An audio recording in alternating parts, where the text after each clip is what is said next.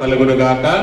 మన ప్రభు ప్రియ రక్షకుడైన యేసు ప్రభుల వారి మనలను మన కుటుంబాలను సంరక్షించి ప్రేమించి తన హస్తాల చాటును భద్రపరిచి అడ్వెంట్లోని 3వ ఆదివారపు ఆరాధనకు మనందరినీ నడిపించి ఆయన స్తుతించి గణపరిచి ఆయన వాక్యాన్ని ధ్యానించే భాగ్యాన్ని మనకి ఇచ్చినందుకే మొదటిగా తండ్రి అయిన దేవుని కృతజ్ఞతాస్తుతులు చెల్లిస్తున్నాను. ఆయన ఆత్మతోనూ సత్యంతో ఆరాధించడానికి కూడి వచ్చిన మీ అందరికీ ప్రభుపేట వందనాలు. అందరికి వందనాలు. దేవుడు మిమ్మల్ని మీ కుటుంబాలను మెండుగా దీవించును గాక. ఆమేన్. గట్టిగా ఆమేన్. ఈ దినము ఏర్పాటు చేయబడిన లేఖన భాగాలు మనం చదువుగా విన్నాం. పాత నిబంధన పాఠ్యభాగముగా మలాకీ గ్రంథము 3వ అధ్యాయము మొదటి 6 వచనాలు, అలాగే పత్రిక పాఠ్యభాగముగా అపోస్తలుడైన పౌలు రోమీయులకు రాసిన పత్రిక 1వ అధ్యాయము 16 నుంచి 25 వరకు ఉన్న లేఖన భాగాన్ని, అలాగే సువార్త పాఠ్యభాగముగా వైద్యుడైన లూకా రాసిన సువార్త 1వ అధ్యాయము 39 నుంచి 56 వరకు ఉన్న లేఖన భాగాన్ని మనం చదివాము. ఈ లేఖన భాగాల నుంచి ఈరోజు ఒక్క పాఠాన్ని మనం నేర్చుకుందాం. ఆత్మీయ పాఠం ఏంటి అని అంటే, ఈరోజు నేర్చుకోవాల్సిన ఆత్మీయ పాఠము 3 లేఖనాలు మనకి తెలియజేస్తున్న పాఠం ఏంటి అని అంటే, నీ దేవుణ్ణి నువ్వు గణపరచాలి. నీ దేవుణ్ణి, ఒకసారి చెప్పండి, నీ దేవుణ్ణి గణపరచాలి. నీ దేవుణ్ణి నువ్వు గణపరచాలి. ఎందుకు గణపరచాలి అని అంటే, ఈరోజు లేఖనాలు కూడా మనకి చక్కని పాఠాలు నేర్పుతూ ఉన్నాయి. అవే పాఠాలు అని అంటే, పాత నిబంధన పాఠ్యభాగాన్ని చదివినట్లయితే మలాకీ గ్రంథకర్త మరి దేవుని పుట్టుకను గురించి, లోకరక్షకుని రాకను గురించి ప్రవచించిన ప్రవక్తల్లో ఒకడు. పాత నిబంధన గ్రంథంలో చివరి గ్రంథము మలాకీ గ్రంథం. మలాకీ ప్రవక్త ఇశ్రాయేలీలకి కాదు, సర్వమానవాళికి చివరి వర్తమానం, చివరి సందేశాన్ని అందిస్తున్నాడు. మలాకీ గ్రంథం తర్వాత దేవుడు ఇంకా మనుషులతో మాట్లాడలేదు, దర్శనాలు చూపించలేదు, ఎవరిని ఎన్నుకోలేదు. కాబట్టి చివరి గ్రంథముగా మలాకీ గ్రంథం ఉంది. మలాకీ ప్రవక్త దేవుని పరిశుద్ధాత్మ చేత చివరి మాటలు ఇశ్రాయేలీయులకు తెలియజేస్తూ ఉన్నాడు. లాస్ట్ అండ్ ఫైనల్ వార్నింగ్, చివరి హెచ్చరిక. అందుకనే మలాకీ గ్రంథకర్త తెలియజేస్తున్న మాటల్లో మనం చూసినట్లయితే 3 ప్రాముఖ్యమైన విషయాలు తెలియజేస్తున్నాడు. మొట్టమొదటిది ఏంటి అని అంటే, ఆయన వచ్చేవాడు. ఆయన ఏం చేస్తాడు? వచ్చేవాడు. అందరు ఇక్కడే ఉన్నారా? ఏమండి, ఈరోజు ఏం లేనట్టున్నాయి. అందరు ఇక్కడే ఉన్నారా? దేవునికి స్తోత్రం. ఆయన ఎలాంటి వాడట? వచ్చేవాడు. అంటే మనం గమనించాలి, ఆయన అడ్వెంట్ అంటేనే అర్థం ఏంటి? రాకడ, కమింగ్ ఆఫ్ జీసస్. పరోసియా అంటారు గ్రీక్లో. పరోసియా అంటే కమింగ్ ఆఫ్ జీసస్, దేవుని రాక. ఇప్పుడు అడ్వెంట్ అనగా రాక కాబట్టి మలాకీ ఏం చెప్తున్నాడంటే, చివరి సందేశంగా, చివరి హెచ్చరికగా ఏం చెప్తున్నాడంటే, ఆయన వచ్చేవాడు. అంటే మనం గమనించాలి, ఆయన మొదటి రాకడ అయిపోయింది. ఆయన వచ్చి 2000 సంవత్సరాలు దాటిపోయింది. ఇప్పుడు రావాల్సి ఉంది ఏ రాకడ? 2వ రాకడ. కాబట్టి ఆయన వచ్చేవాడే. మొదటి రాకడలో నీ కొరకు, నీ పాపముల కొరకు ఆయన ప్రాణం పెట్టడానికి, మన పాపాలను కడిగి పరిశుద్ధుల్ని చేయటానికి వచ్చాడు. ఆ శిలువ రక్షణ యాగాన్ని పూర్తి చేశాడు. మరలా తిరిగి వెళ్ళాడు. వెళ్ళి మళ్ళీ రానయ్యున్నాడు. అందుకని ఆయన వచ్చేవాడు. మొదటి వచనం చూడండి. ఇదిగో నాకు ముందుగా మార్గం సిద్ధపరచుటకు నేను నా దూతను పంపుచున్నాను. మీరు వెతుకుచున్న ప్రభు అనగా మీరు కోరిన నిబంధన దూత తన ఆలయమునకు హఠాత్తుగా, ఇది మొదటి వచనంలో మలాకీ ఏం చెప్తున్నాడు? ఆయనకు ముందుగా ఒక దూత, తర్వాత నిబంధన దూత, తర్వాత హఠాత్తుగా ఆయన ఎక్కడికి వస్తాడట? ఆలయంలోకి వస్తాడు. ఈ 3 మాటలు చాలా జాగ్రత్తగా మనము ధ్యానం చెయ్యాలి. ఇప్పుడు యేసు ప్రభు వారు 2వ రాకడలో రానై ఉన్నాడు కదా. యోధా సాంప్రదాయంలో ఒక మాట మీకు జ్ఞాపకం చేయాలి. యోధా సాంప్రదాయంలో ఒక అతిథిని, క్రిస్మస్కి చుట్టాలు బంధువులు వస్తారు భోజనాలకి, పిలుచుకుంటాం కదా మనం. పిలుచుకున్నప్పుడు భోజనాలు పెడతాం కదా, కూర్చోబెట్టి. భోజనాలు పెట్టేటప్పుడు భోజనం దగ్గర, భోజన పళ్ళ దగ్గర పళ్ళెం పెడతాం, తినే ఆహార పదార్థాలు పెడతాం, తాగే ఆహార పదార్థాలు పెడతాం. అన్నిటికంటే ముందు యోధా సాంప్రదాయంలో ఏం చేస్తారంటే ఒక పక్కన చిన్న టవల్ పెడతారు. ఏం పెడతారు? చిన్న టవల్ పెడతారు. అంటే హ్యాండ్ కర్చీఫ్ అంటాం కదా, లేదంటే నాప్కిన్ చిన్నది పెడతారు అక్కడ. ఇప్పుడు అతిథిని చాలా మర్యాదగా గౌరవంగా చూస్తారు. మంచి మంచి వంటకాలు అతిథికి పెడతారు. అయితే అతిథి తిని మధ్యలో ఒకవేళ బయటికి వెళ్ళాల్సి వచ్చినా, లేకపోతే మధ్యలో ఏదైనా పని ఉండి ఆగాల్సి వచ్చినా, ఈ అతిథి ఏం చేస్తాడంటే భోజనం పూర్తయిపోతే మొత్తం తినేసి ఆ టవల్తో చేయి తుడిసేసుకొని ఆ టవల్ని అక్కడ పెట్టేసి వెళ్ళిపోతాడు మామూలుగా. ఒకవేళ అతిథి భోజనం పూర్తి అవ్వలేదు అనుకోండి, అతిథి ఏం చేస్తాడంటే అవతల వారికి తెలియాలి కదా, నేను తినలేదు, ఇంకా ఉంది తినాల్సింది అని తెలియాలి కాబట్టి అతిథి ఏం చేస్తాడంటే ఆ టవల్ని ఇదిగో ఇలా మడత పెడతాడు. ఇలా మడత పెట్టి అక్కడ పెడతాడు. అలా పెడితే అతిథి తినలేదు, ఇంకా తినాల్సి ఉందన్నమాట, మళ్ళీ వస్తాడనమాట అతిథి అని తెలియచేయటానికి టవల్ని ఇలా మడత పెట్టి అతిథి పక్కన పెట్టి వెళ్తాడనమాట. ఇప్పుడు యేసు ప్రభు వారు మన కొరకు వచ్చాడు. వచ్చి మనందరి కొరకు శిలువ మరణం పొంది మన పాపాల నుంచి మనకు విముక్తి కలుగు చేసి రక్షణ మార్గాన్ని ఏర్పాటు చేసి మరణించి మూడో దినం పునరుద్ధానమై వెళుతూ ఆయన ఏం చేశాడంటే ఆయనకు చుట్టిన వస్త్రాలు ఉన్నాయి కదా, అందులో ముఖానికి చుట్టిన కర్చీఫ్ని ఇలా మడత పెట్టి సమాధిలో ఆయన ఇలా పెట్టి వెళ్ళాడు. అర్థమైంది మీకు ఇప్పుడు? అంటే ఇంకా పూర్తి అవ్వలేదు, నేను మళ్ళీ వస్తాను. యోహాను సువార్త 14 అధ్యాయంలో అదే చెప్తాడు ఆయన. ఏమంటాడు?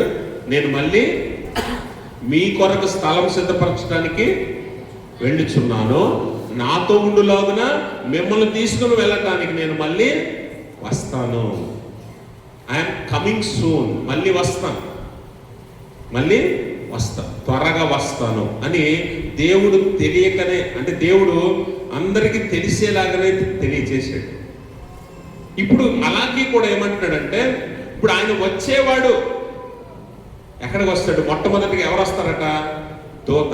అదే కదా, నాకు ముందుగా నా దూత అంటే ఎవరు? బాప్తిజం ఇచ్చు యోహాను. నాకు మార్గం సిద్ధపరచడానికి బాప్తిజం ఇచ్చి యోహాను వస్తాడు. తర్వాత ఎవరు వస్తారట? నిబంధన దూత. మీరు కోరుకున్న నిబంధన దూత. ఈ నిబంధన దూత ఎవరు అని అంటే యేసుక్రీస్తు ప్రభుల వారే. దూత ఎవరు? బాప్తిజం ఇచ్చి యోహాను. నిబంధన దూత ఎవరు? యేసుక్రీస్తు ప్రభుల వారు. ఎందుకు యేసుక్రీస్తు ప్రభుల వారు అయ్యారంటే పాత నిబంధన చేసినప్పుడు నువ్వు నేను నిబంధనలో లేము. కేవలం దేవుడు ఇశ్రాయేలీయులతో చేసుకున్నాడు అంతే. It is an agreement between Israel's and God అంతే. అన్నిలు ఎవరు లేరు ఆ నిబంధనలో. అందుకని ఇప్పుడు యేసు ప్రభు వారు వచ్చి ఏం చేశాడంటే నిబంధన దూతగా వచ్చి ఆయన ఒక కొత్త నిబంధన చేశాడు. ఈ కొత్త నిబంధన ఎవరితోనూ అని అంటే సర్వమానవాళితోనూ. ఇందులో కుల, జాతి, మత, ప్రాంతీయ, దేశీయ భేదాలు ఏవీ లేవు. కానీ ఆయనను అంగీకరించి ఆయన ఒప్పుకున్న ఎవడైనా సరే ఈ నిబంధనలోనికి రావచ్చు. It is a new covenant. అందుకనే యేసు ప్రభు వారు బల్లను సమీపిస్తున్నప్పుడు లాస్ట్ సఫర్లో శిష్యులతో అంటున్నాడు, ఇది మీ కొరకు ఇవ్వబడుచున్న నా శరీరము, ఇది మీ కొరకు చిందింపబడుచున్న నా రక్తము వల్లనైన క్రొత్త నిబంధన, ఎ న్యూ కవెనెంట్. ఈ కొత్త నిబంధనలోనికి ఎవరు వస్తారో వారందరూ కూడా రక్షణ అనుభవాన్ని పొందుతారు. ఇప్పుడు ఇందులో యూదుడని లేదు, గ్రీస్ దేశస్థుడని లేదు, అన్యుడని లేదు, విశ్వాసం లేదు, అందరూ ఇందులోకి రావచ్చు. అయితే ఎలా రావాలట?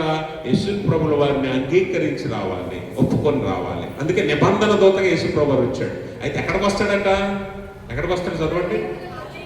ఆయన ఆలయంకు హఠాత్తుగా వస్తాడట. ఇప్పుడు మీరు గమనించండి, ఆలయం అనగానే మనం ఒక విషయాన్ని జ్ఞాపకం చేసుకోవాలి. 1 కొరింథీ పత్రిక 6వ అధ్యాయము 15వ వచనంలో అపోస్తలుడైన పౌలు అంటాడు, మీ శరీరములు దేవుని అవయవములను మీరు ఎరుగరా?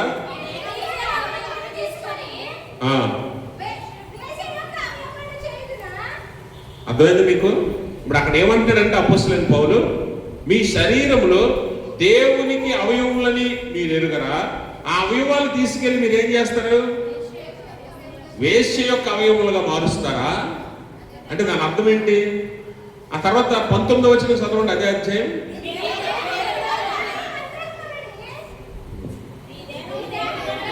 మీ దేహము దేవుని వలన మీకు అనుగ్రహింపబడినదని మీరు ఎరుగరా? అలాగే మీలో ఉన్న పరిశుద్ధాత్మకు ఆలయమని. ఇప్పుడు దేహం మీకు ఇచ్చింది ఎవరట? దేహాన్ని మీకు ఇచ్చింది ఎవరు? దేవుని వల్ల మీకు కలిగిన దేహము ఎవరికి స్థానమై ఉండాలట? మీలో ఉన్న పరిశుద్ధాత్మకు ఆలయమై ఉన్నదని ఎరుగరా? ఇప్పుడు చెప్పండి, మలాకి అంటున్నాడు ఆయన ఆలయంలోనికి ఆయన హఠాత్తుగా వస్తాడు. ఇప్పుడు ఆయన ఆలయంలోనికి అనగా మన హృదయాలలోనికి ఆయన వస్తాడు, వచ్చి హృదయాలను పరిశోధిస్తాడు.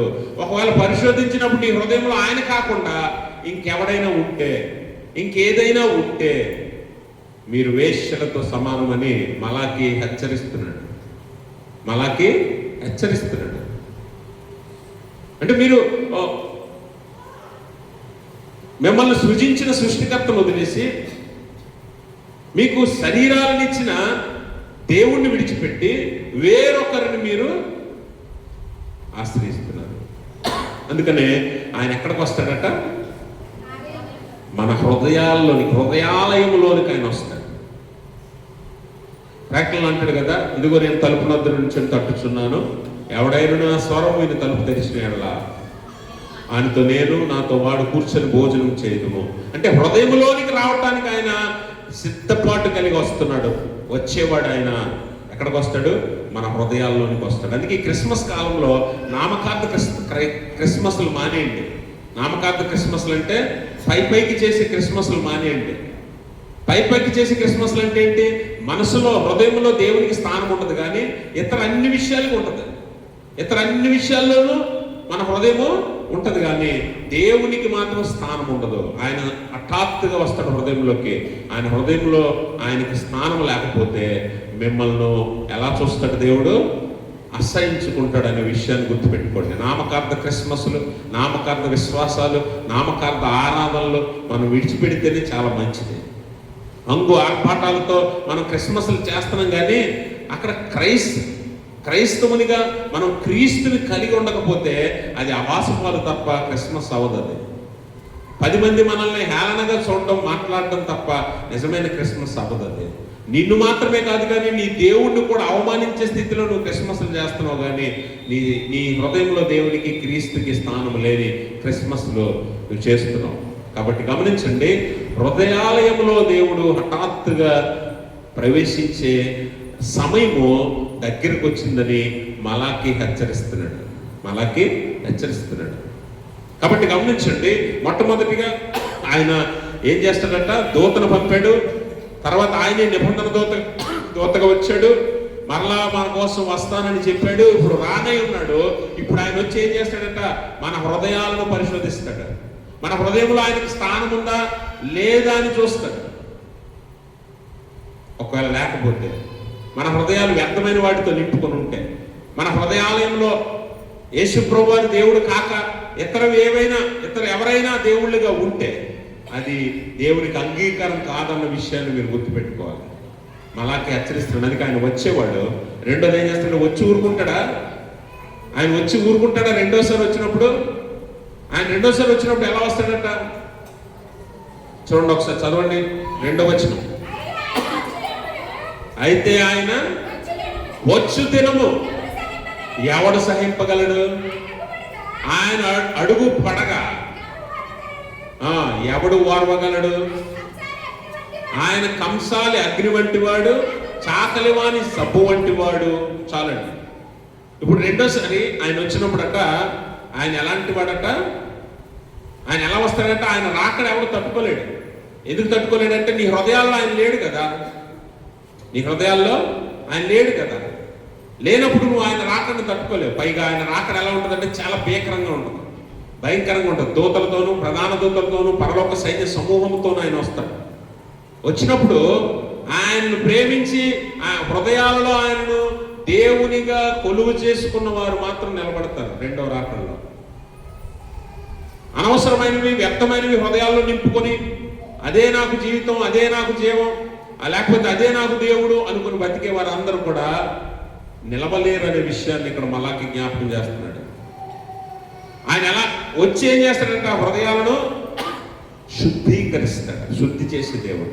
ఇప్పుడు కంసాలి అగ్ని ఏం చేస్తుందండి? కంసాలి ఏం చేస్తాడు? ఏం పని చేస్తాడు? బంగారాన్ని శుద్ధి చేస్తాడు. బంగారాన్ని శుద్ధి చేయటానికి ఇంకేమైనా ఉందా? అగ్ని కంటే విలువైంది ఏమైనా ఉందంటారా? అగ్ని కంటే విలువైంది ఏదైనా ఉందంటారా? బంగారాన్ని సబ్బుతో శుద్ధి చేయొచ్చా? ఏమండి? బంగారాన్ని సబ్బుతో కడగలవా? అదే శుద్ధి చేయగలవా? అంటే బంగారం అంటే మనం చేయించుకున్న ఆభరణాలు కాదు. ఆభరణాలు సబ్బు నీళ్ళతో తోముతారు కదా మీరు, అలా కాదు. మట్టిలో దొరికిన బంగారాన్ని మలినము లేకుండా శుద్ధీకరించడానికి అగ్ని తప్ప ఇంకేది ఉండదు ఈ లోకంలో కదా. అది అగ్నిలో వేస్తేనే బంగారానికి బంగారము, మట్టికి మట్టి, మలినానికి మలినం విడిపోయి నిజమైన బంగారం బయటకు వస్తుంది.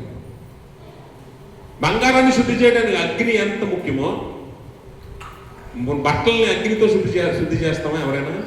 ఏమండి? క్రిస్మస్కి బట్టలు కొనుక్కుంటారు కదా కొత్తవే, మంచి మంచి కాస్ట్లీ కొంటాం కదా. మంచి మంచి కాస్ట్లీ కొనుక్కున్న బట్టలన్నీ ఒకసారి కట్టుకున్న తర్వాత నాశపోయిన తర్వాత మురికి పోవట్లేదని చెప్పి అగ్నిలో వేసి ఎవరైనా శుద్ధి చేస్తాడా?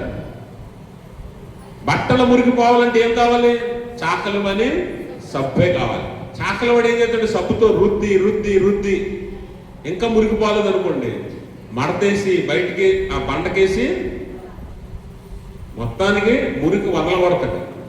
ఇప్పుడు దేవుడు కూడా అలాగే వస్తాడంట. అలాగా బంగారాన్ని శుద్ధి చేసే అగ్నిలాగా, బట్టల్ని శుద్ధి చేసే చాకలి అని సబ్బులాగా వస్తాడట. మనల్ని శుద్ధీకరిస్తాడు, మనల్ని శుద్ధి చేస్తాడు, మన హృదయాలని శుద్ధి చేస్తాడు.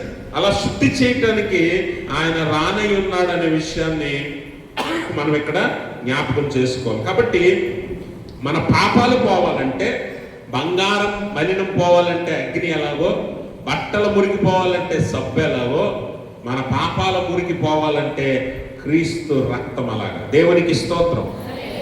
ఆయన అందుకే వచ్చాడు, శుద్ధి చేయటానికి, శుద్ధీకరించటానికి, పరిశుద్ధినిగా నిన్ను తీర్చటానికి, నీతిమంతునిగా నిన్ను తీర్చటానికి ఆయన వచ్చాడు. వచ్చి మన హృదయాలను మనల్ని శుద్ధి చేసి పాపము నుంచి మనల్ని కడిగి పరిశుద్ధులుగా మారుస్తాడన్న విషయాన్ని మనం జ్ఞాపకం చేసుకోవాలి. మొన్న శుక్రవారం మనం ఒక వాక్యాన్ని ధ్యానించాం. ప్రసంగి గ్రంథం 10వ అధ్యాయం 1వ వచనం. బొక్కావాని తైలములో చచ్చిన ఈగల చేత అది చెడు వాసన కొట్టును.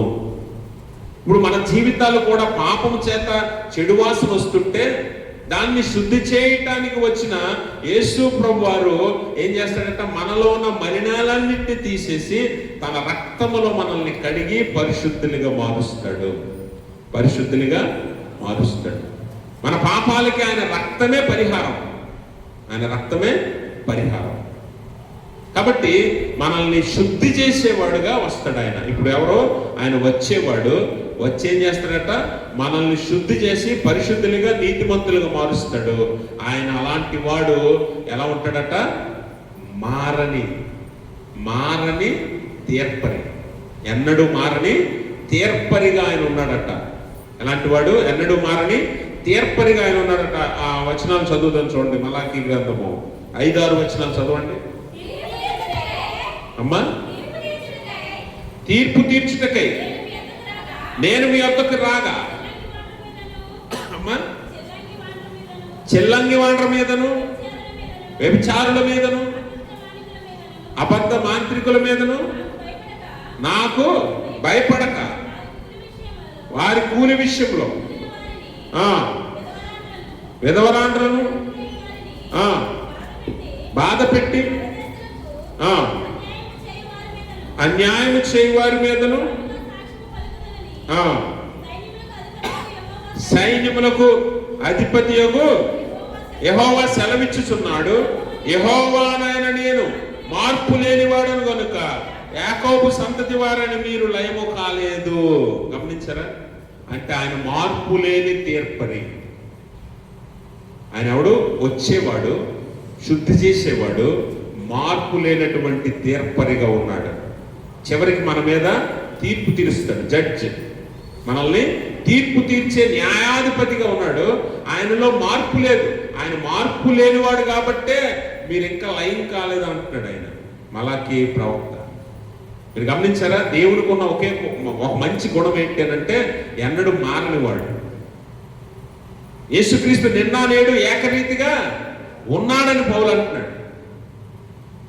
దేవుడు మారనివాడు. ఇందులో మర్మం ఏంటో తెలుసా? ఆయన మారనివాడు కనుకే నీకు రక్షణ ఉంది. నువ్వు మారకపోతే నీకు రక్షణ ఉండదు. అర్థమైంది నీకు? మనుషుల స్వభావం ఏంటంటే ఎప్పటికప్పుడు మారిపోతుంటాం. మనం ఉదయం ఒకలా ఉంటాం, మధ్యాహ్నం ఒకలా ఉంటాం, సాయంత్రం ఒకలా ఉంటాం. కానీ దేవుడు ఎలాంటి వాడట? నిన్న నేడు ఏకరీతిగా ఉన్న దేవుడట. ఆయన మారట్లేదు కాబట్టే నీకు రక్షణ ఇంకా ఉంది. నీలాగా నాలాగా వెంటనే మారిపోయే స్వభావం దేవుడికి ఉంటే ఈ పాటికి మన పాపాలను బట్టి మనం ఎప్పుడో లైన్ అయిపోయేవాళ్ళం. అవునా కాదా? అందుకనే మనం గమనించాలి, ఆయన మారనివాడు కనుక మనకు రక్షణ ఉంది.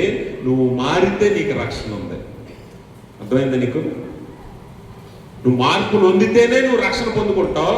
ఆయన మారకుండా ఉంటేనే మనకు రక్షణ ఉంది. కాబట్టి ఆయన మారని తీర్పరిగా వస్తాడు. ఇశ్రాయేలీలకి కాదు, సర్వమానవాళికి ఆయన తీర్పు తీరుస్తాడు.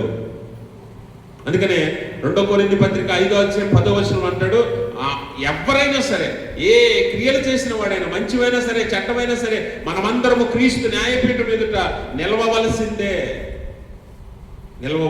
సర్వమానవాళి. ఈరోజు యేసుక్రీస్తుని నమ్మేవారే కాదు, ఎవరైనా సరే ఆయన క్రీస్తు న్యాయపీఠం మీద మనము నిలవవలసిందే ఎదుట తీర్పు కోసం. ఆయన తీర్పరే, మార్పు లేని తీర్పరే. అందరికీ తీర్పు తీరుస్తాడు ఆయన. ఎందుకంటే ఆయన సర్వ సృష్టిని సృజించిన దేవుడు. అదే మాట ఇక్కడ పత్రిక పాఠ్యభాగంలో అపోస్తలుడైన పౌలు తెలియజేస్తూ ఉంటాడు. పత్రిక చదువుకుంటే రోమపత్రిక 1వ అధ్యాయము 16 నుంచి 25 వరకు ఉన్న లేఖన భాగంలో అపోస్తలుడైన పౌలు అంటాడు, మొట్టమొదటి 16వ వచనంలో, సువార్తను గూర్చి నేను సిగ్గుపడువాడును కాను, ఎలాగనగా అమ్మ నమ్ము ప్రతివానికి, మొదట యూదునికి, తర్వాత గ్రీసు దేశస్థునికి కూడా రక్షణ కలుగు చేయుటకు.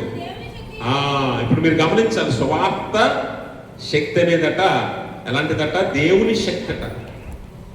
సువార్త అనేది దేవుని శక్తి. ఇప్పుడు ఈ శక్తిని నువ్వు పొందుకుంటే దేవుని నీతిని కూడా సంపాదించిన వాడు అవుతావు. అర్థమైందా నీకు? ఎందుకంటే మనం పాపం చేసాం.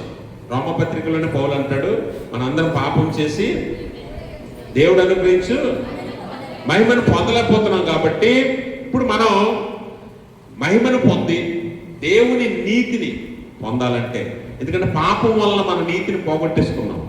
ఇప్పుడు దేవుని ఎదుటి నిలవబడాలంటే ఇందాక అన్నాడే మలాకి, ఆయన రాకడ ఎవడు తట్టుకోగలడు? ఆయన అడుగు పడగా ఎవడు ఓర్వగలడు? ఎవడు నిలవలేడు. కాబట్టి నిలవాలంటే నీతి ఉండాలి. నీతిమంతుడే నిలుచును అని వాక్యం చెప్తుంది కదా. నీతిమంతుడిగా నువ్వు ఎప్పుడు అవ్వాలి? నీ దగ్గర నీతే లేదు, ఎందుకంటే నీలో పాపం ఉంది.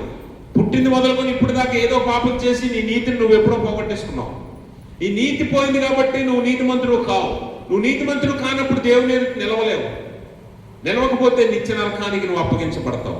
కాబట్టి ఇప్పుడు దేవుడు నీకు ఇచ్చిన గొప్ప అవకాశం ఏంటి అని అంటే, సువార్త శక్తిని అనుభవించు, సువార్తను అంగీకరించు. అప్పుడు దేవుని నీతిని కూడా నువ్వు పొందుకుంటావు. అర్థమైందా మీకు? ఇప్పుడు నీ దగ్గర నీతి లేదు కాబట్టి నువ్వు సువార్తను అంగీకరిస్తే నువ్వు నీతిమంతునిగా తీర్చబడతావు. సువార్త అంటే ఏంటి? సువార్త అంటే ఏంటంటే యేసు ప్రభువు వారి శ్రమ, మరణము, పునరుత్థానముల గురించిన వార్తను నువ్వు అంగీకరించాలి. ఏం అంగీకరించాలి? యేసు ప్రభువు వారి శ్రమ, మరణము అనగా పుట్టుక, మరణము, పునరుత్థానము, మూడింటిని నువ్వు అంగీకరించాలి. అంగీకరించి ఒప్పుకుంటే ఈ సువార్త అనేది నీకు శక్తిగా మారుతుందట. ఎలా మారుతుంది?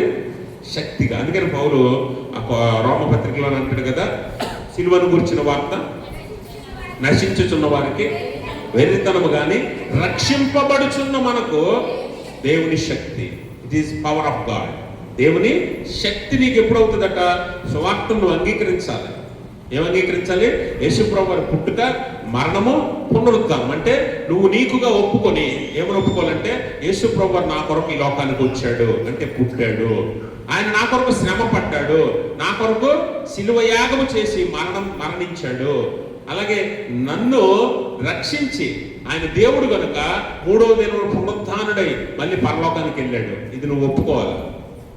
అందుకనే దేవుని వాక్యం అంటుంది, ప్రతి మోకాలు ఆయన సన్నిధిలో వంగాలి, ప్రతి నాలుక ఆయనను అంగీకరించాలి, ఒప్పుకోవాలి. ఒప్పుకుంటే వారు నీతిమంతులుగా తీర్చబడతారు. నీతిమంతులుగా తీర్చబడతారు. ఇప్పుడు దాకా పాపం వల్ల నీ దగ్గర లేని నీతి దేవుడు ఇప్పుడు తన సువార్తను అంగీకరించడం ద్వారా నేను నీతిమంతులుగా మారుస్తున్నాడు. నీతిమంతులుగా మారుస్తున్నాడు. అయితే నీతిని అంగీకరించకపోతే, ఇప్పుడు సువార్తను అంగీకరించక నువ్వు నీతిమంతులుగా మారకపోతే మాత్రం నువ్వు సత్యాన్ని అడ్డగించేవాడివే. సత్యాన్ని అడ్డగించేవాడివే. చూడండి తర్వాత, నీతిమంతులు విశ్వాస మూలముగా జీవించునని రాయబడిన ప్రకారం, విశ్వాస మూలముగా అంతకంతకు విశ్వాసము కలుగునట్లు దేవుని నీతి.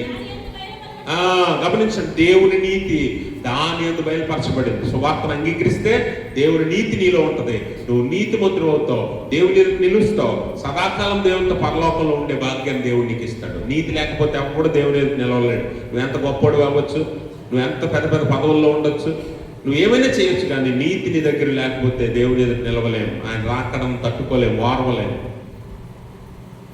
కాబట్టి దేవుని శక్తి సువార్త అనేది, ఆ శక్తిని నువ్వు పొందుకోవాలి, ఆ శక్తిని నువ్వు అంగీకరించాలి.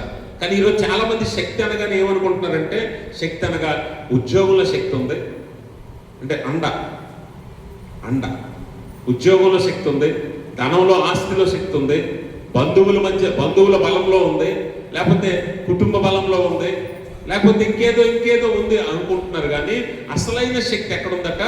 సువార్తలోనే. It is the only treasure we can earn. మనము సంపాదించుకోగలిగింది ఏదైనా ఉంది అని అంటే అది సువార్త శక్తే. లోపల ఏది సంపాదించినా అన్ని ఇక్కడ వదిలేసి వెళ్ళిపోవాలి. అవునా కదా? లోపల ఎంత సంపాదించు, ఎన్ని సంపాదించు, ఎంత కూడబెట్టు, అన్ని అలా వదిలేసి వెళ్ళిపోవాలి. దేవుడి పిలుపు అయితే ప్రాణాలను కాపాడగలిగే 10 మంది డాక్టర్ మధ్యలో ఉన్నా పట్టుకెళ్ళిపోతాడు దేవుడు. ఎవడు ఆపలేడు దాన్ని. అర్థమైందా? దేవుడి చిత్తమైతే నిన్ను పిలాలనుకుంటే 10 మంది డాక్టర్లు, వరల్డ్స్ బెస్ట్ డాక్టర్లు నీ చుట్టూ ఉన్నా నిన్ను పట్టుకెళ్ళిపోతాడు. ఎవడికి తెలియదు, 10 మందికి కూడా తెలియకుండా నిన్ను తీసుకెళ్ళిపోతాడు దేవుడు. నువ్వు కట్టుకున్న బట్టలతో సహా ఇక్కడ వదిలేసి వెళ్ళిపోవాలి, ఏది నీతో రాదు.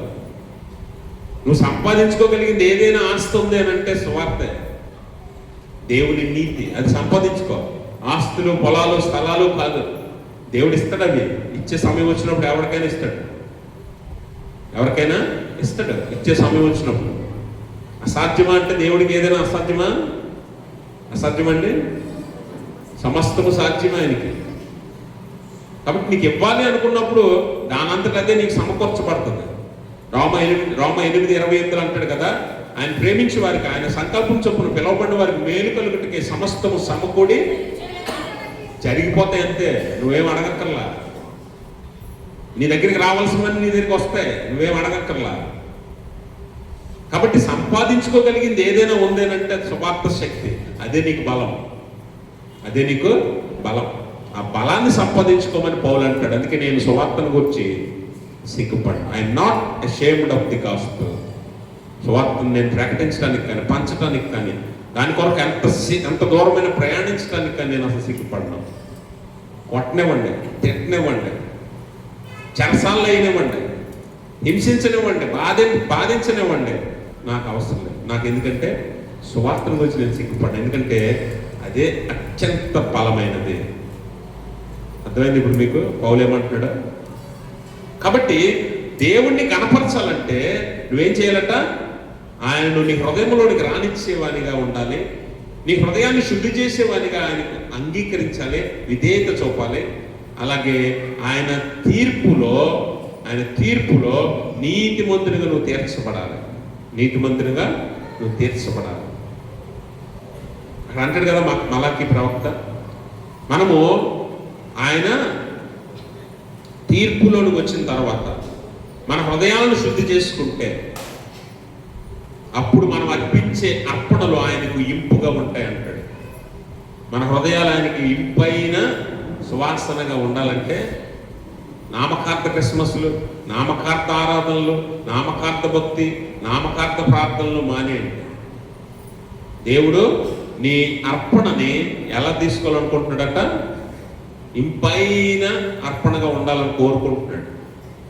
కంపు కొట్టే అర్పణగా ఉండొద్దు. అలాగైతే చాలామంది డబ్బులు ఇచ్చి, డొనేషన్లు ఇచ్చి, చాలా డబ్బులు ఇచ్చి మాకంటే ఇచ్చేవాళ్ళు లేరు, లేకపోతే మాకంటే చేసేవాళ్ళు లేరు, లేకపోతే మాకంటే ఆరాధనలు ప్రార్థనలు జరిగించేవారు లేరని చాలామంది అనుకుంటారు. కానీ అసలు వాస్తవానికి దేవుడు మొదట ఏం చూస్తాడట?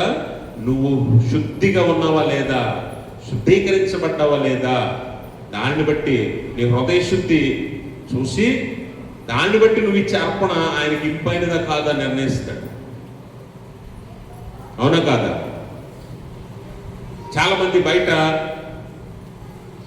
దేవుని యొక్క జ్ఞానం లేని వారు, దేవుణ్ణి ఎరుగని వారు చాలామంది ఏం చేస్తారంటే, మనం ఎక్కువ కానుకిస్తే, ఎక్కువ డొనేషన్ ఇస్తే దేవుడు మనకే మేలు చేస్తాడు, దేవుడు మనల్నే దీవిస్తాడు. ఇంకా కొన్ని సంఘాల్లో అయితే లక్షలు వేస్తారు తెలుసా. మన సంఘంలో అంత ఇన్కమ్ రాదు, కానీ బయట సంఘాల్లో అయితే లక్షలు ఇస్తున్నారు. దేనికి? వాళ్ళ భ్రమ ఏంటంటే మనం ఏం చేసినా, ఎలా బతికినా వేసే కానుక మనల్ని పరిశుద్ధపరిచేస్తుంది, ఇచ్చే డొనేషన్ మనల్ని పరలోకం తీసుకెళ్ళిపోతుంది అనుకుంటున్నారు చాలా మంది. అందుకే నీ జీవితం దేవునికి ఇంపైన సువాసనగా ఉండాలంటే ముందు నీలో శుద్ధి ఉండాలి. అందుకని దేవుడు అంటున్నాడు రామపత్రిక 12:1 మీ శరీరములను సజీవ యాగాలుగా ఆయనకు సమర్పించండి.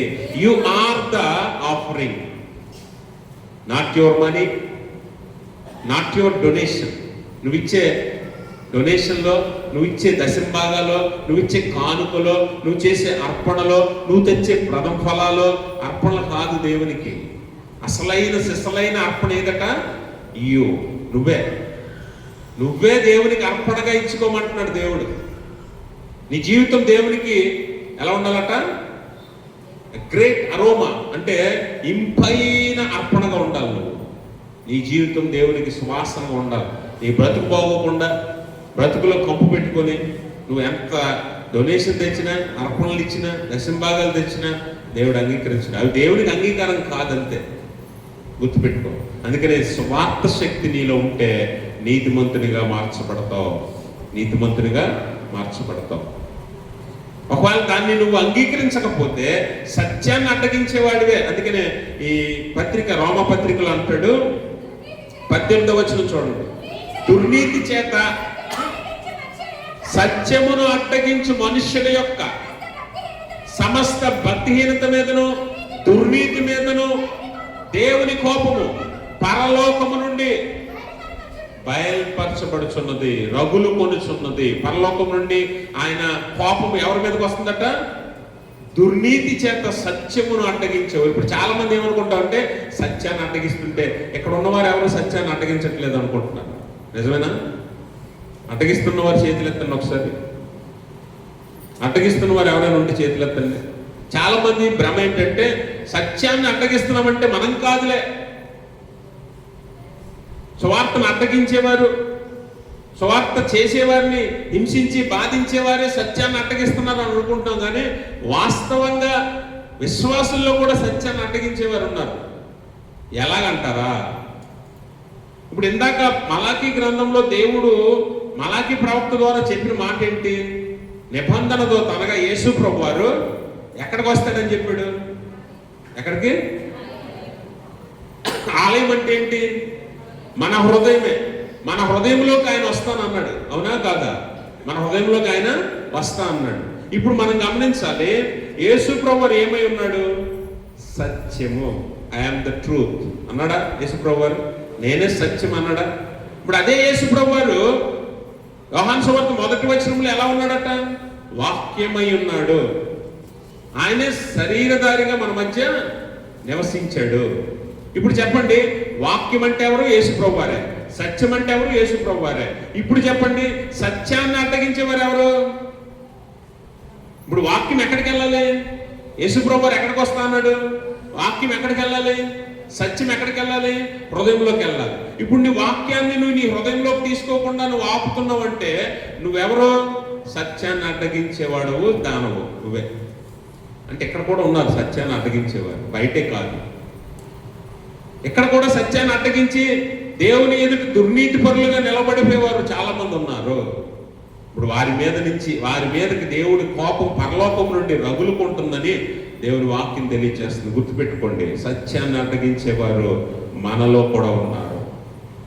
వాక్యాన్ని హృదయంలోకి వెళ్లకుండా ఎక్కడ విని ఇలా పంపేసేవారు, వాక్యాన్ని మననం చేయకుండా, ధ్యానం చేయకుండా, వాక్యానుసారం జీవించకుండా వాక్యాన్ని విడిచిపెట్టేసేవారు కూడా సత్యాన్ని అడ్డగించేవారే. ఎందుకంటే వారికి దేవుడు ఎవరో తెలియపరచబడింది. అపోస్తలుడైన పౌలు రోమా పత్రికలు ఇప్పుడు చదువుకున్న పత్రిక పాఠ్యభాగంలో అంటాడు, దేవుడు ఎలాంటి వాడో, ఆయన దైవత్వం ఎలాంటిదో వారికి విశదపరచబడింది. సృష్టిని చూస్తే దేవుడు ఎలాంటి వాడో మీకు తెలుస్తుంది. అయినా కూడా చాలా మంది ఏం చేస్తున్నారట? సృష్టికర్తను విడిచిపెట్టి సృష్టిని పూజిస్తున్నారు. దేన్ని పూజిస్తున్నారు? సృష్టిని పూజిస్తున్నారు. అందుకే సత్యాన్ని అడ్డగించే వారి మీదకి ఆయన కోపము పరలోకము నుండి రగులుకుంటుందని ఆయన పౌలు జ్ఞాపకం చేస్తున్నాడు. ఆయన కోపాన్ని తట్టుకోగలమా? మన శత్రువు చేతిలో పడటమైన మేలే కానీ దేవుని చేతిలో పడడం బహు ఘోరం. మన శత్రువు చేతిలో పడినా పర్వాలేదు, కానీ దేవుని చేతిలో పడటం బహు ఘోరం, బహు భయంకరం. అందుకే యేసుప్రభువు అంటాడు, మీ శరీరాలు నాశనం చేసేవాడికి మీరు అసలు భయపడవలసిన పని లేదు, కానీ మీ శరీరమును ఆత్మను నరకంలో వేసి నశింపజేయగలవానికి మీరు భయపడండి. ఆయన యేసు ప్రభువు మాత్రమే, దేవుడు మాత్రమే, ఆయనకు మాత్రం భయపడాలి. ఆయన చేతిలో పడకూడదు. ఆయన కోపం ఎవరి మీదకి రగులుకొని వస్తుందట? దుర్నీతి చేత సత్యమును అడ్డగించేవారు, హృదయంలో దురాశల చేత సత్యాన్ని అడ్డగించే వారికి ఆయన కోపము రగులుకొని వారి మీదకి వస్తుంది అంటున్నాడు. ఈరోజు వాక్యాన్ని నీ హృదయంలోకి వెళ్లకుండా ఆపేసి, ఇక్కడే ఆపేసి, చర్చిలోంచి బయటకు వెళ్ళగానే బయటకు వదిలేసి ఏమీ పట్టనట్టు ఇంటికి వెళ్ళిపోతావు కదా, నువ్వు కూడా సత్యాన్ని అడ్డగిస్తున్న వాడివే, నువ్వు కూడా సత్యాన్ని అడ్డగిస్తున్న దానివే. గుర్తుపెట్టుకో, అటువంటి కాలంలో క్రిస్మస్ పేరు చెప్పి క్రీస్తు లేని క్రిస్మస్లు చాలా మంది చేస్తారు. హృదయపూర్వకంగా క్రీస్తుని మన హృదయాల్లోనికి రానిచ్చి మన హృదయాలను శుద్ధి చేసుకొని, చుట్టాలు వస్తారండి ఇప్పుడు దింపుతారు కదా అటకల మీద ఉన్న గిన్నెలు సామాన్లన్నీ, ఎందుకు కడుక్కోవాలి? వాడేది లేదు, వండేది లేదు, పెట్టేది లేదు. తీస్తారు, తోముతారు, పెడతారు, మళ్ళీ సంవత్సరం దాకా తీయరు, మళ్ళీ దింపుతారు. ఇదే కదా పని, అవునా కదా? అవునా? ఎందుకు శుద్ధి చేస్తున్నారు? హృదయాలు శుద్ధి చేసుకోరా అంటున్నా ఆవిడ ఎవరు? హృదయాలు శుద్ధి చేయాలి, అది దేవుడికి కావాలి. మీ ఇల్లులు కాదు, మీ ఇల్లు ఎవరికి కావాలి? మీ సామాన్లు ఎవరికి కావాలి? ఎవరైనా వచ్చి లెక్కలు రాసుకుంటారు, జనాభా లెక్కలు, ఎన్ని సామాన్లు ఉన్నాయి, ఇతర సామాన్లు, స్టీల్ సామాన్లు అని రాసుకుంటారు ఎవడైనా? మరి ఎందుకు రాస్తారు? కొంతమంది షో చేస్తారు తెలుసా, మా ఇంటి ఎంత ఇతర సామాను ఉందని గిన్నెలు కడిగేసి రోడ్ల మీద ఆరబెడతారు. అంటే వెళ్ళేవాడు పోయేవాడు చూడాలి అవి. ఓహో, వీళ్ళు ఇంట్లో ఎంత ఉందరో బాబు ఇతర సామాను ఎంత ఉందంటే బంగారం ఎంత ఉందని ఏదో రాత్రికి వస్తాడు, అంతే కదా. అంటే షో చేయడానికి మనం క్రిస్మస్ పండుగలు అంటే మనం వేసుకున్న బట్టలు చూపించడానికో, మన ఇంట్లో ఉన్న సామాన్లు చూపించడానికో. దేవుడికి హృదయాన్ని ఎలా చూపిస్తావు? కడిగి లేదది, శుద్ధి లేదది. దేవుడు రావడానికి ఇష్టపడతాడా? ఒకసారి ఆలోచించి, ప్రతి సంవత్సరం గిన్నెలు కడుగుతున్నావు కదా, ఇల్లులు కడుక్కుంటున్నావు, సున్నాలు వేయించుకుంటున్నావు. ఈసారి నీ హృదయాన్ని శుద్ధి చేసి చూడు. నిజమైన క్రిస్మస్ అంటే ఏంటో చూపిస్తాడు దేవుడు. దేవునికి స్తోత్రం. నిజమైన సంతోషం అంటే ఏంటో చూపిస్తాడు. 3వ ఆదివారం కొవ్వొత్తి వెలిగించమే, క్యాండిల్ ఆఫ్ జాయ్. నిజమైన సంతోషం ఎలా ఉంటుందో ఆయన రుచి చూపిస్తాడు. ఒక్కసారి నీ హృదయాన్ని శుద్ధి చేసుకుని ఆయన కోసం ఎదురు చూడు. ఈ క్రిస్మస్ నామకార్థ క్రిస్మస్ మాని. కాబట్టి గమనించండి, సత్యాన్ని అడ్డగించుకో. ఆయనకు హృదయంలో స్థానమి, వాక్యానికి హృదయంలో స్థానమి. ఆయన నిజంగా ఆరాధించడానికి సిద్ధపడాడు. అప్పుడు నీ జీవితంలో నిజమైన సంతోషాన్ని దేవుడు నీకు కలుగు చేస్తాడు. కాబట్టి సత్యం అడ్డగించే వారిగా మనం ఉన్నట్లయితే దేవుని కోపము మన మీద రగులుకుంటుంది అనే విషయాన్ని, సత్యాన్ని మనం గమనించాలి. అందుకనే అలాంటి వారి మీద దేవుని కోపం ఎందుకు రగులుతుందంటే వారు ఏం చేశారట, సృష్టికర్తను మానేసి సృష్టిని ఆరాధిస్తున్నారు. దేన్ని? సృష్టిని ఆరాధిస్తున్నారు. దేవుని స్థానంలో ఎవరిని పెట్టారంటే డబ్బుని, అలాగే దేవుని స్థానంలో పక్షుల్ని, దేవుని స్థానంలో జంతువుల్ని, దేవుని స్థానంలో మనుషుల్ని పెట్టారు. టెక్నాలజీని దేవుడి స్థానంలో పెట్టారు, దేవుని పక్కన పెట్టి. సెలబ్రిటీ స్టేటస్, ఒక ఆటగాడు, ఒక రాజకీయ నాయకుడు, లేకపోతే ఒక సినిమా యాక్టర్నో దేవుడిగా పూజించేవారు ఉన్నారు. టెక్నాలజీని దేవుడిగా పూజించేవారు ఉన్నారు. డబ్బుని ప్రేమించి దేవుడిగా పూజించేవారు ఉన్నారు. తోటి మనుషుల్ని దేవుడిగా పూజించేవారు ఉన్నారు. పక్షుల్ని దేవుడిగా పూజించేవారు ఉన్నారు. జంతువుల్ని దేవుడిగా పూజించేవారు ఉన్నారు. అసలు విషయం ఏంటంటే ఇవన్నీ కలుగజేసిన సృష్టికర్తను మర్చిపోయారు. ఆ కింద వచనం చదవండి, 20-21 వచనాలు.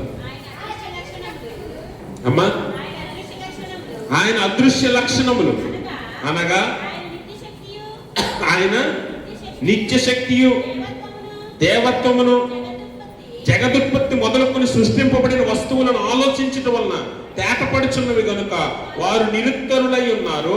మరియు వారు దేవుని నెరిగియు ఆయనను దేవునిగా మహిమపరచలేదు, కృతజ్ఞతాస్తుతులు చెల్లింపను లేదు, కానీ తమ వాదములు యందు వ్యర్థులైరి.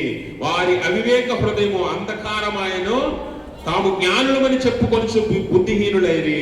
వారు అక్షయుడగు దేవుని మహిమను క్షయమగు మనుషుల యొక్కయు, పక్షుల యొక్కయు, చతుష్పాద జంతువుల యొక్కయు, పురుగుల యొక్కయు ప్రతిమా స్వరూపముగా మార్చిరి. గమనించారా? దేవుణ్ణి పక్కన పెట్టేసి దేవుడి స్థానంలో ఏం పెట్టారట?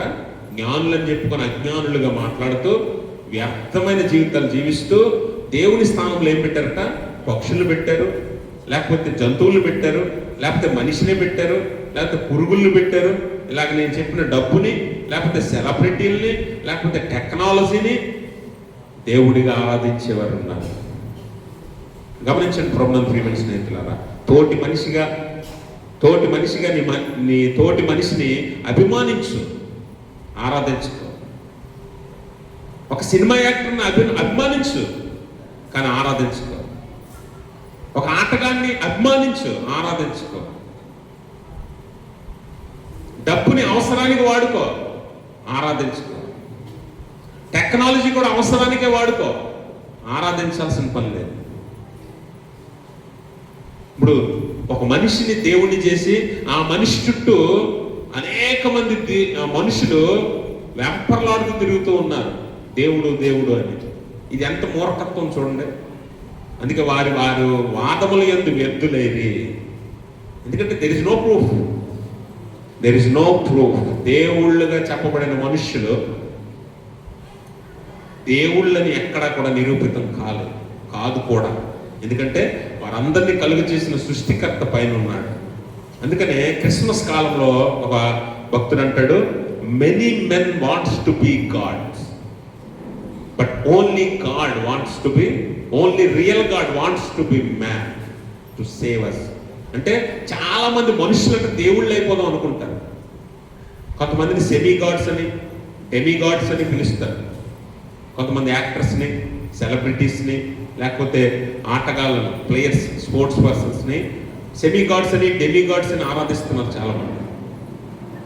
అంటే మనుషులు దేవుళ్ళు అవడానికి ప్రయత్నం చేస్తున్నారు చాలా మంది. కానీ చరిత్రలో ఒకే ఒక్క నిజమైన దేవుడు మనందరి కోసం మనిషి అయ్యాడు.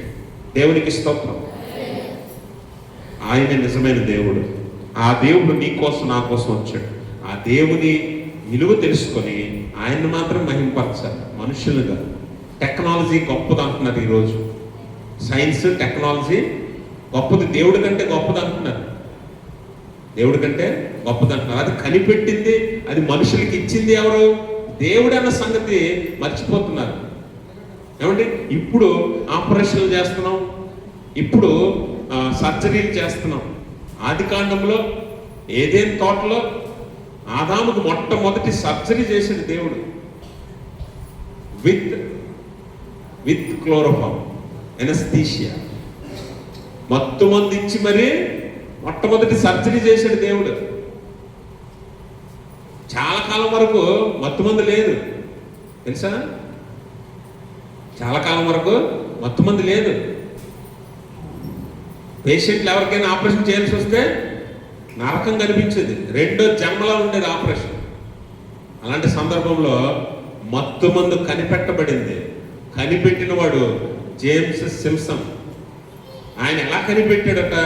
బైబిల్ చదివి, బైబిల్లో దేవుడు మనిషికి, ఆదాముకి ఎంత గాఢమైన నిద్ర ఎలా కలుగు చేశాడు అంటే, మనిషిని కోసేస్తున్నా, మనిషిలో ఎముకని ఇరిసేస్తున్నా నొప్పి రానంత గాఢ నిద్ర ఎలా కలిగిందబ్బా అని ఈయన ఆలోచించి ఆలోచించి పరిశోధించి పరిశీలించి మత్తుమందు కనుక్కున్నాడు. అదే క్లోరోఫామ్. అప్పుడు ఆయన సాక్ష్యం చెప్పాడు, నేను బైబిల్ చదివే మత్తుమందు కనుక్కున్నాను అని. టెక్నాలజీ ఎవరు చెప్పారు, ఎవరు కనిపెట్టారు? దేవుడు ఇచ్చాడు. అది చదివి ఈయన కనిపెట్టాడు మత్తుమందు. అలాంటివి ఎన్నో ఖగోళ శాస్త్రంలో ఎన్ని శాస్త్రాలు భూమి మీద ఎన్ని ఉన్నాయో అన్ని బైబిల్లో కనిపిస్తాయి మనకి. దేవుడి జ్ఞానం అది. ఇప్పుడు దేవుడిని పక్కన పెట్టేసి టెక్నాలజీని లేకపోతే సైన్స్ని దేవుడు అంటున్నారు చాలా మంది. గమనించండి ప్రభునందు ప్రియమైన స్నేహితులు, డబ్బు ఎవడు కనిపెట్టాడండి? డబ్బు ఎవడు కనిపెట్టాడు? డబ్బు రాకముందు ఏముండేది? అరే బాబు, డబ్బు రాకముందు ఏముండేది? ఏముండేది కాదు. బార్టర్ సిస్టమ్, వస్తు మార్పిడి. అంటే నీ దగ్గర గోధుమలు, నా దగ్గర బియ్యం, నీ దగ్గర వంకాయలు, నా దగ్గర బంగాళదుంపలు. నువ్వు 10 ఇస్తే నేను 10 ఇస్తా, నువ్వు కేజీ ఇస్తే నేను కేజీ ఇస్తా. ఇలా పంచుకుని తినడమే. అప్పుడు దాకా మనుషుల మధ్య ఏ గొడవలు ఉండేవి కాదు. అందరూ సమానంగా పంచుకుని తినేవారు, మనస్పర్ధలు ఉండేవి కాదు. కానీ ఎప్పుడైతే మనిషి కరెన్సీ కనిపెట్టాడో పరిస్థితులు భయంకరంగా మారిపోయాయి. ఈ డబ్బు కోసమే కదా యుద్ధాలు, డబ్బు కోసమే కదా గొడవలు, డబ్బు కోసమే కదా కొట్లాట్లు, విభేదాలు. మనిషి కనిపెట్టిన ఈ డబ్బు ఇప్పుడు ఏమైపోయిందంట? దేవుడు అయిపోయిందంట. దేవుడు అయిపోయింది. మనిషి కనిపెట్టిన ఈ డబ్బు, మనిషి చేసిన ఈ డబ్బు దేవుడు అయిపోయింది. అందుకే దేవుడు అట్టి వారి మీదకి తన ఉగ్రతను పరలోకము నుండి పంపిస్తాడు. వారి పర్యవసనం ఏంటో తెలుసా? బానిసత్వం ఉండిపోతారు. లోకంలో వారు బానిసలుగా బతుకుతారు బతికినంతకాలం. ఈ లోకంలో మనిషిని దేవుడు అంటారు కదా, ఆ మనిషికి బానిసగా బతికేస్తారు. ఆ మనిషి ఏం చెప్తే అదే, ఆ మనిషి ఏం చెప్తే అదే. లేకపోతే ఒక జంతువునో ఒక పక్షిలో దేవుడు అని చెప్పుకొని బతుకుతారు కదా, దానికే బానిసగా ఉండిపోతారు. దానికే బానిసగా ఉండిపోతారు. లేకపోతే డబ్బుకు బానిస అయిపోతారు, టెక్నాలజీకి బానిస అయిపోతారు. లేకపోతే ఇంకా దేనికో వారు ఏదైతే దేవుడు అని నమ్ముతున్నారో దానికి బానిసగా ఉంటారో చనిపోయి కూడా వారి బానిసలుగానే బతుకుతారు. అంటే నిత్య నరకంలో కాల్చబడతారు. అందుకనే 16వ కీర్తన 4వ వచనంలో దావీదు భక్తుడు అంటాడు, యెహోవాని తప్ప వేరొకరిని ఆశ్రయించి వారికి శ్రమలు విస్తరిస్తాయి. ఏం చేస్తే ఎక్కడి వరకు నీ శ్రమ విస్తరిస్తుంది తెలుసా? దేవుడు కాని దేవుడిని నువ్వు ఆరాధిస్తే, నిజమైన దేవుడిని వదిలేసి సృష్టిని నువ్వు పూజిస్తే నీ శ్రమ ఎక్కడి వరకు విస్తరిస్తుంది అంటే ఎక్కడ దాకా కాదు, నరకం దాకా విస్తరిస్తుంది. నరకం దాకా విస్తరిస్తుంది. ఎక్కడే కాదు, నీకు అక్కడ కూడా రెడీగా ఉంటుంది. నీకోసం ముందెళ్ళి అక్కడ ఉంటుంది నీ శ్రమ. అందుకని నిజమైన దేవుణ్ణి తెలుసుకొని నువ్వు ఆయన్ని ఆరాధించాలి, గణపరచాలి. నీ దేవుణ్ణి గణపరచాలి అన్నాం కదా మొట్టమొదటి అంశం అదే కదా. నీ దేవుణ్ణి గణపరచాలంటే నిజమైన దేవుణ్ణి సృష్టిని చూసి తెలుసుకోవాలి. నేను చేసింది ఎవరో, కలుగ చేసింది ఎవరో, నీకు శరీరం ఇచ్చింది ఎవరో, నీకు దేహం ఇచ్చింది ఎవరో, నిన్ను పిండముగా తల్లి గర్భంలో వేసింది ఎవరో, అప్పుడే నిన్ను ఎరిగింది ఎవరో, నిన్ను బయటకు రప్పించింది ఎవరో, నీకు జీవితాన్ని జీవాన్ని ఇచ్చింది ఎవరో, ఇప్పుడు భవిష్యత్తును కూడా ఇవ్వబోయేది ఎవరు? ఆ దేవుడే నిజమైన దేవుడు. కాబట్టి ఆ దేవుడిని ఆరాధించి గణపరచాలి. అందుకనే ఇక్కడ పౌలు అంటాడు, అటు వారి మీదకి దేవుని ఉగ్రత భయంకరంగా రాబోతుంది. వారు బానిసలుగానే బతుకుతారు నరకంలో కూడా, ఇక్కడే కాదు నరకంలో కూడా. కాబట్టి మనం ఏం చేయాలట? దేవుని స్వార్థ శక్తిని పొందుకొని నీతిమంతులుగా తీర్చబడాలి. అలాగే ఆయన సత్యాన్ని మన హృదయాల్లోనికి రానియాలి. నిజమైన దేవుణ్ణి మాత్రమే గణపరచాలి. సువార్త పాఠ్యభాగంలో సువార్త పాఠ్యభాగంలో వైద్యుడైన లోక కూడా మనకి చక్కని లేఖనాన్ని ఈరోజు మనకి జ్ఞాపకం చేస్తూ ఉన్నాడు. లేఖనం ఏంటంటే లోకస్వార్త 1:39 మరియ లేచి ఏం చేస్తున్నట్ట, యోదయ కొండసీమల్లో ఉన్న ఎలిజబెత్ ఇంటికి వెళ్ళి ఎలిజబెత్కి వందనం చెప్తుంది. ఎలిజబెత్ కూడా నా ప్రభువు తల్లి నా ఎత్తుకు వచ్చింది అని ఆనందిస్తుంది. ఇక్కడ మీరు గమనించాలి, ఇద్దరు కలుసుకొని దేవుడు వారి జీవితాల్లో చేసిన మేళ్లను జ్ఞాపకం చేసుకుంటూ, అంతవరకు ఇద్దరు కూడా ఏంటి అనుభవించారంటే అవమానాలు, మనుషులు బట్టి అవమానాలు, హేళన మాటలు, చీత్కారాలు అనుభవించారు. ఎందుకంటే అక్కడ ఎలిజబెత్ ఎవరు? వృద్ధురాలు. మరి ఎవరు? యవనస్తురాలు. ఎలిజబెత్ ఏమో పిల్లలు లేక వృద్ధాప్యంలో ఉండగా ఇంతకాలము మనుషుల ద్వారా ఎన్నో మాటలు పడింది. పిల్లలు లేనిది, గొడ్రాలని చాలా మంది హేళనగా మాట్లాడారు, అవమానంగా మాట్లాడారు. ఎన్ని అవమానాలు అనుభవించినా కూడా దేవుని పట్ల నీతిని కానీ విశ్వాసాన్ని కానీ విడిచిపెట్ల. ఇటువైపు మరియా యవనస్తురాలు, పురుషుడిని ఎరిగినది, కన్యక, వివాహము కానిది, గర్భవతి అనగానే మరియను కూడా ఎంతో మంది చిత్కరించుకున్నారు. ఆఖరికి ఒక వ్యభిచారాలను చిత్రీకరిద్దామని చూశారు. ఎన్నో అవమానాలు, ఎన్నో హేళనలు జరిగాయి మరియకు కూడా. ఇద్దరు అవమానపరచబడ్డారు లోకం చేత, మనుషుల చేత. ఇద్దరు కూడా దేవుణ్ణి విడవలేదు. గుర్తుపెట్టుకోండి, ఇద్దరు కూడా కలుసుకొని ఏం చేస్తున్నారట? ఇద్దరు కలుసుకొని దేవుని యందు ఆనందిస్తున్నారు. ఫిలిప్పీ పత్రిక 4:4 అపోస్తలుడు పౌలు అంటాడు, ప్రభువునందు ఆనందించుడి. మరలా చెప్పుదును, ప్రభువునందు ఆనందించండి. మీ సహనమును సకల జనులకు కనబడనీయండి. ఎన్ని అవమానాలు చూడండి, ఎన్ని అవమానాలు పొందారు. మరీ కానివ్వండి, ఎలిజబెత్ కానివ్వండి. ఎలిజబెత్ అయితే గర్భవతి అని తెలియగానే ఎన్ని నెలలు దాక్కుంది? 2 నెలలు. ఎన్ని? 3, 5? 5 నెలలు తనను తాను కనపరుచుకోలేదు మనుషులకి. ఎందుకంటే అవమానాలకి సమాధానంగా దేవుడు ఏమిస్తున్నాడంటే ఆనందాన్ని ఇస్తున్నాడు. ఇంతకాలం ఆమె ఆశ ప్రయాస ఏంటి? పిల్లలు లేరే అని ఒక బాధ. కానీ దేవుడు ఇచ్చాడు సమాధానం. ఆమెకి సంతోషం, ఆమెను అవమానపరిచిన వారికి సమాధానం. అంటే సమాధానం అంటే దేవుడిచ్చే సమాధానం కాదు, ఆన్సర్. స్లిప్పర్ షాట్ అంటారు కదా. స్లిప్పర్ షాట్ అంటే ఏంటి? చెప్పుతో కొట్టినట్టు సమాధానం అంటారు కదా, ఆ సమాధానం. వృద్ధాప్యంలో గర్భవతి అసాధ్యాన్ని సాధ్యం చేశాడు దేవుడు. అందుకని ఆమె ఆనందం తట్టుకోలేకపోయింది. ఎంతో గొప్ప ఆనందం మనసులో, జాయ్. ఇక్కడ మరియా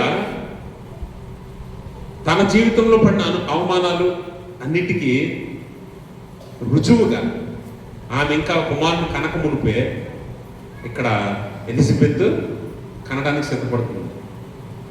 అందుకని మరియా 3 నెలలు ఎలిజబెత్ ఉంది.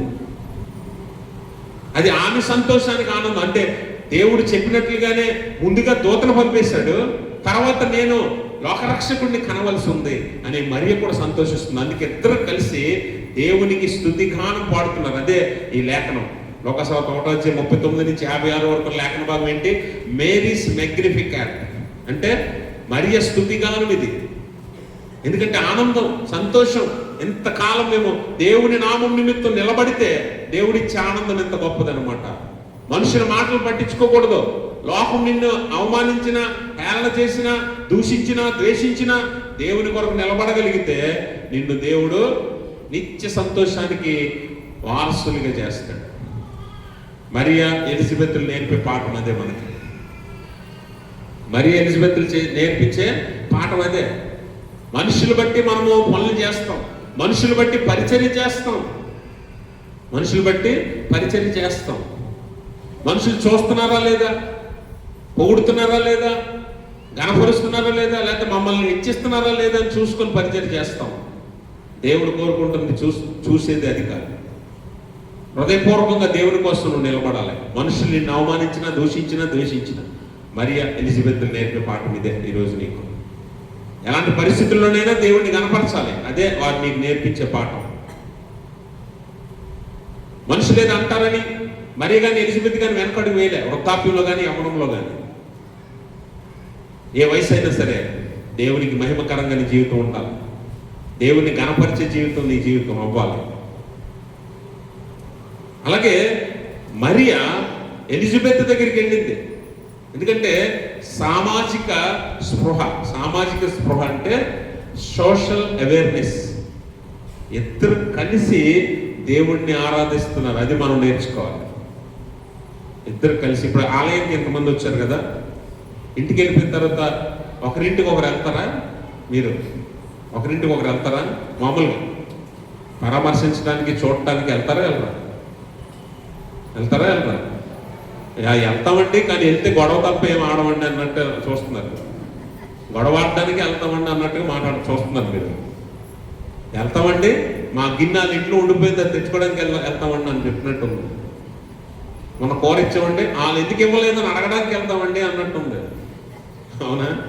మన పండగకి పప్పులు పంపేవండి, మళ్ళీ మాకు ఇవ్వలేదు, అవి అడగడానికి ఎందుకు మాకు ఇవ్వలేదు అని అడగడానికి గొడవ ఆడడానికి వెళ్తామండి అన్నట్టుంది. మరియా ఎలిజబెత్ ఎందుకు సందర్శించింది తెలుసా?